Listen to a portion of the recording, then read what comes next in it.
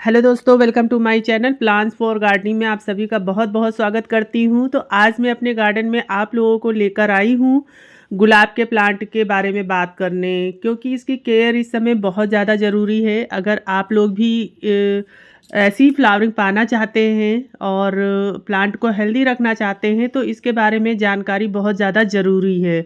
तो आज मैं आप लोगों से बात करूंगी गुलाब के प्लांट की केयर के बारे में। ये दिसंबर का महीना चल रहा है, जैसा कि जानते हैं विंटर सीजन ही इसका सीजन होता है और विंटर सीजन में ही फ्लावरिंग करता है। जैसे जैसे समय बीतता जाता है वैसे वैसे प्लांट की ग्रोथ आप देखते हैं और इसमें फ्लावरिंग देखते हैं कितनी अच्छी होती है। मेरे जो प्लांट हैं ये हाइब्रिड वाले हैं और देसी वाले मैंने थोड़े से हटा रखे हैं, क्योंकि देसी वाले में अब फ्लावरिंग नहीं हो रही है। बहुत ज़्यादा पुराने जो प्लांट हो जाते हैं तो उसमें फ्लावरिंग थोड़ा कम होने लगती है, इसीलिए मैंने देसी वाले सारे प्लांट हटा दिए हैं।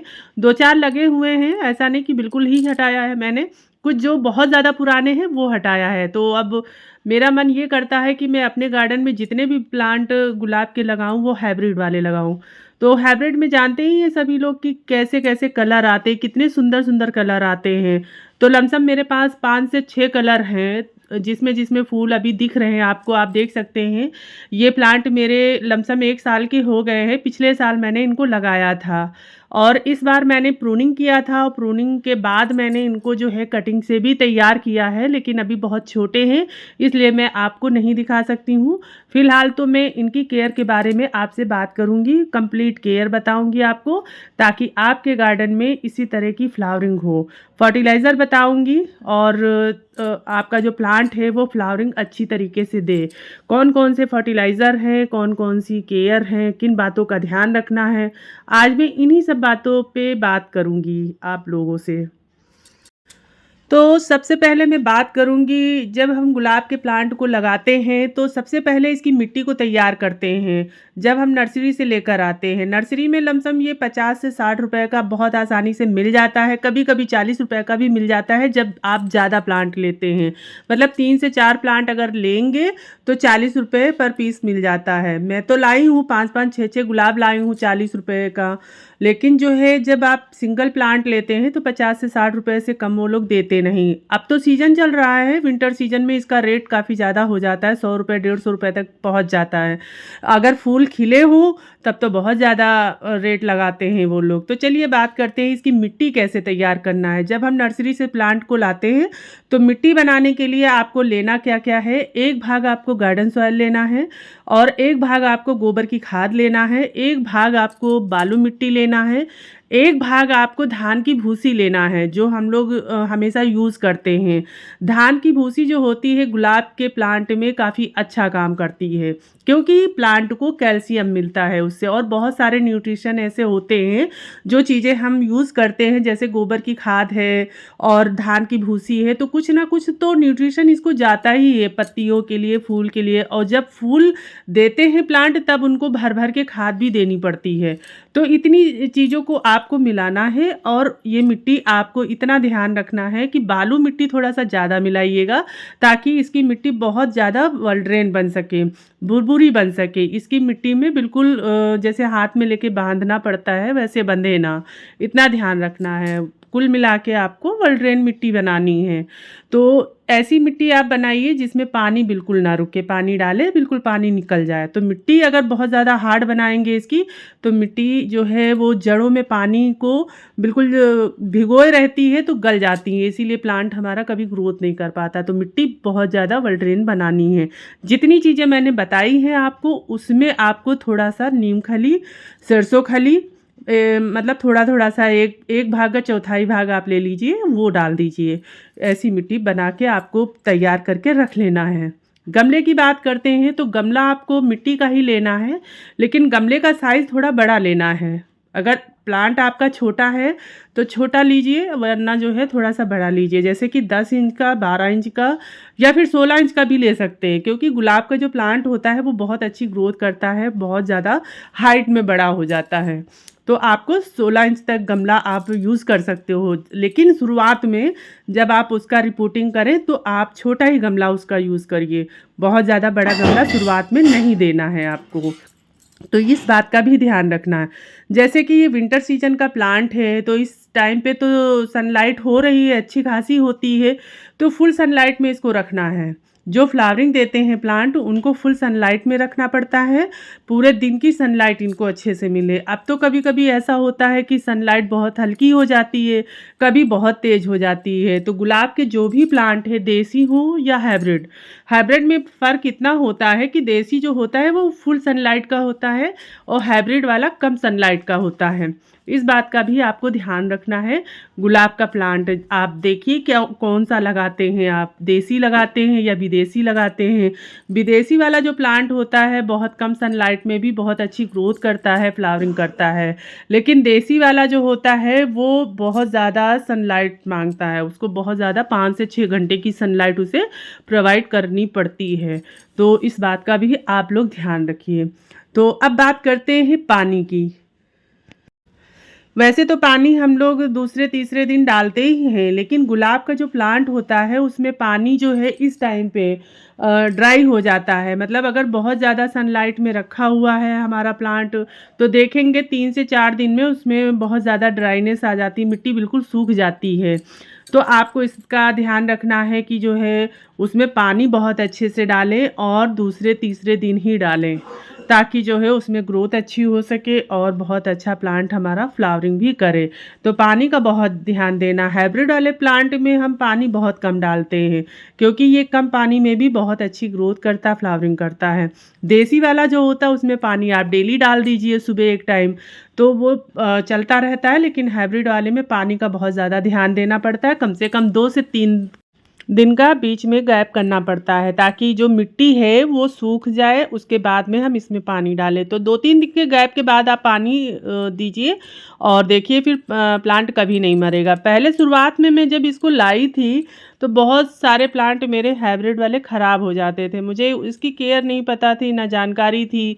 मैं कलर देख के ले आती थी और बहुत ज़्यादा लगाने का शौक़ था, तो बस कलर देखी, गुलाब खरीद लिए। गुलाब महंगे मिलते थे तो मैं लेकर आती थी, लगाती थी, लेकिन कुछ दिनों बाद देखती थी वो ख़राब हो जाते थे। अब मुझे मालूम है कि मैंने जब लगाया है तो इसकी केयर पता है मुझे कैसे करनी है, इस प्लांट को कैसे रखना है। ये सारी चीज़ें मुझे पता चल गई। जब से पता चली तब से मैं इनको बहुत अच्छी तरीके से लगाती हूँ। आप देख सकते हैं मेरे प्लांट इतने हेल्दी हैं, इतनी ग्रोथ कर रहे हैं। इनकी पत्तियों का साइज़ देख सकते हैं, फ्लावरिंग देख सकते हैं कितनी अच्छी हो रही है। तो जब तक आप प्लांट लगाते हैं तब तक आपको नॉलेज बहुत ज़्यादा हो जाती। फूलों का साइज़ भी आप देख सकते हैं कितनी अच्छी फ्लावरिंग हो रही है। और ये फूल कम से कम 1 हफ्ता ऐसे ही रहते हैं, मुरझाते नहीं हैं कि सुबह खिले और शाम तक मुरझा गए। हाइब्रिड वाले जो भी फ्लावर वाले प्लांट होते हैं वो कम से कम 2 से 3 दिन तक वैसे ही फ्लावर उसके बने रहते हैं। तो ये प्लांट ऐसा ही है। अब देखिए कली देखिए इसमें बनी हुई है कितनी अच्छी, कितनी बड़ी सी कली है और ये फूल खिले हुए हैं, तो बहुत अच्छी ग्रोथ हो रही। तो आप इस तरह से इसकी केयर करेंगे। अब मैं बात करती हूँ इसकी कटिंग की। जैसा कि सबको पता है कि गुलाब का जो प्लांट होता है वो विंटर सीजन का होता है। इसकी जो ग्रोथ होती है, फ्लावरिंग होती है, वो विंटर सीजन में होती है। मतलब आप इसका जो प्रूनिंग है वो आप नवंबर में करना शुरू कर दीजिए। नवंबर में जब आप प्रूनिंग करेंगे तब इसमें देखेंगे दिसंबर आते आते इसमें काफ़ी ज़्यादा ग्रोथ होने लगती है, कलियाँ बनने लगती हैं। और ये अपने सीजन पे इतनी ज़्यादा ग्रोथ करता है कि आप सोच भी नहीं सकते। मतलब एक दिन आप काटिए और कम से कम 3 दिन 4 दिन में देखेंगे इसमें नई नई पत्तियाँ, नई नई टहनियाँ और कलियाँ भी बनने लगती हैं।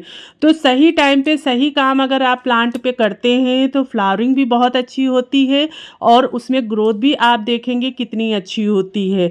वैसे तो मैं अपने प्लांटों को अक्टूबर नवंबर तक काट ही देती हूँ, प्रूनिंग कर ही देती हूँ। तो आते आते दिसंबर में इसकी ग्रोथ बहुत अच्छी होती है और फ्लावरिंग भी अच्छी होने लगती है। इसीलिए मेरे प्लांट जो भी देख रहे हैं वो बहुत हेल्दी लग रहे हैं। फूल के साथ साथ हमें प्लांट का भी ध्यान रखना पड़ता है, ये बात हमेशा याद रखिए। आपका प्लांट अगर बहुत हेल्दी है, बहुत अच्छी ग्रोथ कर रहा है, तब तो फ्लावरिंग करेगा, वो करेगा ही करेगा फ्लावरिंग। लेकिन अगर आपका प्लांट बहुत ज़्यादा ग्रोथ नहीं कर रहा है, एकदम वो डल है, तो वो फ्लावर नहीं कर पाएगा। इस बात का आपको बहुत ज़्यादा ध्यान देना पड़ेगा। और अब मैं बात करती हूँ इसकी जो कटिंग है, कटिंग से प्लांट को कैसे तैयार करते हैं। देखिए पहले जो था, मैंने जब शुरुआत किया था तो हाइब्रिड वाले की कटिंग मुझसे नहीं लगती थी, लेकिन मैंने कभी हार नहीं मानी। मैंने हमेशा लगाया है काट काट के छोटी छोटी कटिंग, 5 से 6 इंच की कटिंग, 3 इंच की कटिंग। तो लगाते लगाते कई बार फेल भी हो गई, कई बार मतलब दिक्कत हुई लगाने में। अब देखिए कटिंग से मैं हाइब्रिड वाले प्लांट को भी बहुत आसानी से तैयार कर लेती हूँ घर ही पे। तो जब मैं कटिंग लगाती हूँ तो इसका बहुत ज़्यादा कलेक्शन मेरे पास इकट्ठा हो जाता है। आप कटिंग लगाइए, एक बार फेल होगा, 2 बार फेल होगा, लेकिन हमेशा फेल हो जाए ऐसा नहीं हो सकता। लगाते लगाते नॉलेज इतना हो जाता है कि कटिंग से भी हम प्लांट को लगा सकते हैं। जो प्रूनिंग करते हैं, प्रूनिंग के दौरान जो कटिंग निकलती है आप वही लगा सकते हैं दोस्तों, उससे भी प्लांट तैयार हो जाएगा। तो इस बात का भी आपको ध्यान रखना। बहुत आसानी से अब मैं तैयार कर लेती हूँ, तो मुझे बहुत अच्छा लगता है। इसका कलेक्शन मुझे बहुत ज़्यादा बनाना भी है दोस्तों, क्योंकि ये हाइब्रिड वाले प्लांट होते हैं, ये देखने में भी काफ़ी खूबसूरत लगते हैं। इसके जो फूल होते हैं वो भी बहुत सुंदर लगते हैं दोस्तों। तो आप इसका कलेक्शन कटिंग से भी तैयार कर सकते हैं और नर्सरी से लाके तैयार कर सकते हैं।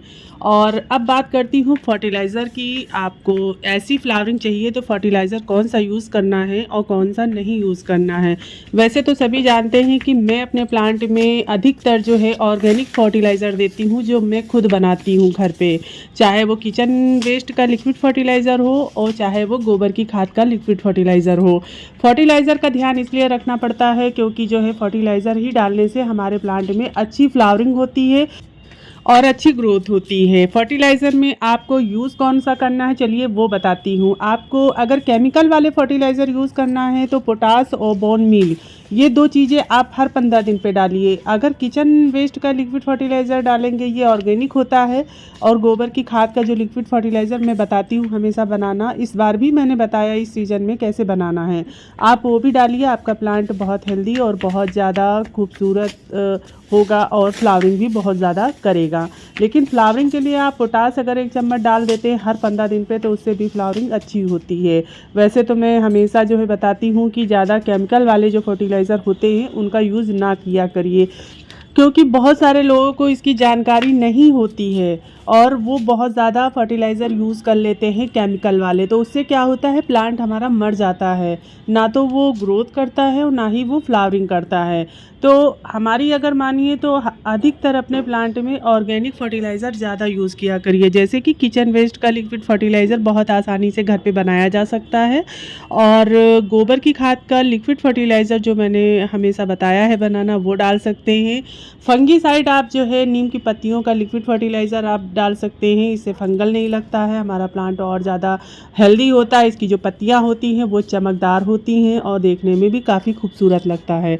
तो इतने सारे फर्टिलाइज़र होते हैं, अब आपको चुनना है कि अपने प्लांट को कैसे रखना है। आप ऑर्गेनिक डाल सकते हैं घर पे जो बनाए जाते हैं, आप केमिकल वाले भी डाल सकते हैं जो बाज़ार में मिलते हैं, बहुत आसानी से मिल जाते हैं। बहुत सारे लोग तो केमिकल वाले ही डालते हैं, लेकिन मैं अपने प्लांट को बहुत हेल्दी रखना चाहती हूँ, इसलिए मैं हमेशा जो है ऑर्गेनिक फर्टिलाइज़र का यूज़ करती हूँ। तो अगर आप ऑर्गेनिक यूज़ करेंगे तो वो सस्ते भी पड़ेंगे और फ्री का बन भी जाएगा घर में वेस्टेज चीज़ों से।